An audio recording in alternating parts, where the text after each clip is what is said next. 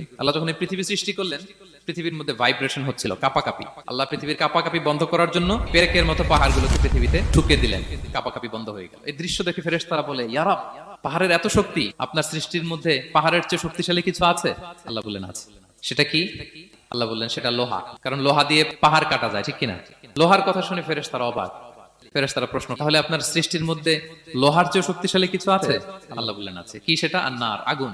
কারণ আগুন লোহাকে কি করে? গলিয়ে ফেলে। ফেরেশতারা শুধু অবাকই হচ্ছে। ফেরেশতারা বলে, আগুনের চেয়ে শক্তিশালী কিছু আছে? আল্লাহ বলে আছে, আলমা, পানি। কারণ আগুনে দাউ দাউ করে জ্বলে ওঠা আগুনের মধ্যে পানি দিলে আগুন অস্তিত্ব হারায়। ফেরেশতারা শুধু অবাকই হচ্ছে। তারা বলে, তাহলে পানির চেয়ে শক্তিশালী কিছু আছে? আল্লাহ বলেন আছে, রিহ, বাতাস। কারণ বাতাস পানিকে একদিক থেকে আরেক দিকে নিয়ে যায়। জলের মধ্যে বায়ুর উচ্ছ্বাস লাগলে জলোচ্ছ্বাস তৈরি হয়, ঠিক কিনা? ফেরেশতারা আবার অবাক হয়ে বলে, তাহলে বাতাসের চেয়ে শক্তিশালী কিছু আছে? আল্লাহ বললেন আছে। সেটা কি? বলতেছে বনি আদম। ওই মানুষ শক্তিশালী যে গোপনে দান করে, এত গোপনে যে ডান হাত কি দান করলো, বা হাত সেটা টের পায় না। পড়েন সুবহানাল্লাহ।